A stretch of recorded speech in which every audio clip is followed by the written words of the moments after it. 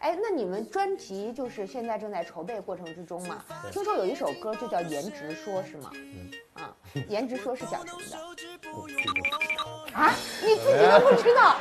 其实没有，因为 Keep On Line 嘛，我们专辑名字。然后之前一直在说永不下线的，然后这张专辑基本上都在说爱情之类的。然后诺版的话，我们就想说的是一种态度的，因为永不下线的不一定是爱情，也有可能是对这个生活的态度。就比如说有些人从事这个工作啊，就会因为其他的原因或者自己的原因，就是不想干了换路。但是我们不一样，就是我们就是为了舞台，就是就算哪一天我们真的没有钱了，但我在大街上我也可以跳舞。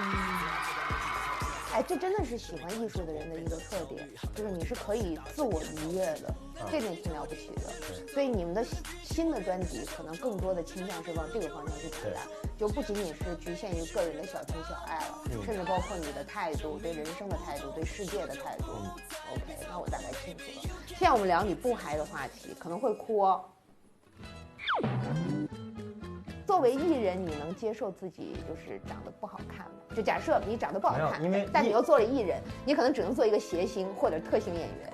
如果有那个机会的话，我肯定会去做，因为这个社会是多变的，也需要多变的艺人，不一定就需要长得好看的艺人。那当然，如果你的粉丝或者是你的黑粉 diss 你说你长得丑，你会有什么反应？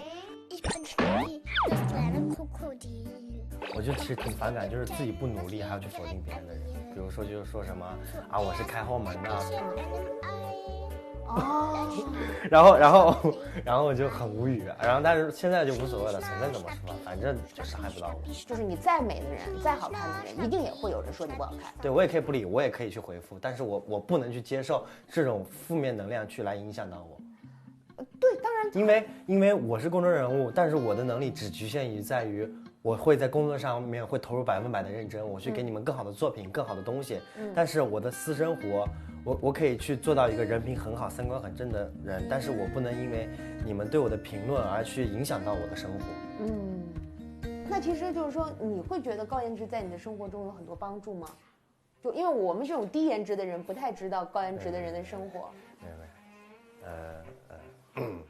还好吧，我没有觉得有什么帮助。考学的时候轻松了一点，也没有很轻松。你是哪个学校的？上戏。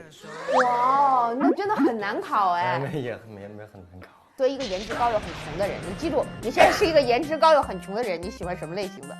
看感觉吧，不一定穷就没有自己的选择了。是，但是你选择空间不大了，再也不能开私人飞机带人去玩了。其实说实话，因为有时候就算长得再好看，可能你也没有想跟他在一块的感觉。但是有些人长得就是很一般，但是你就会很想跟他在一块。这个我同意。这样你会偏向于喜欢什么样的性格呢？很会就是把家庭经营好，会把家会打扮成家的感觉。我明白了，你会喜欢那种会把家里收拾得干干净净、漂漂亮亮的，然后一回家就会觉得，哎呀，跟外面完全不一样。然后我在外面努力打拼，这一切都是值得的。那这样就是我们镜头前的女性朋友们，对吧？各位姐姐们，你们现在知道自己努力的方向了吗？家政学起来，插花学起来，做饭学起来，打扫卫生学。哎，你缺一钟点工啊！非常感谢呢大家收看我跟夏之光的这次访谈。我相信呢镜头基本都会在他脸上，我偶尔会露两脸，大家尽量不要骂我，谢谢。好，感谢大家，谢谢时光。好，咱俩喝完饮之后，我还要把东西给导演组。手机可以看，手机都可以看，为什么不可以？你有2台手机吧你？你是不是没怎么谈过恋爱啊？那你看来还是不太了解我。照理说你这个人的自拍角度很奇特，我不喜欢把自己打扮得很好。你一点都不笨，真的，我可以给你鉴定。我想先问一下，祖宗3代就是我爸、我爷爷的爷爷，对吧？啊？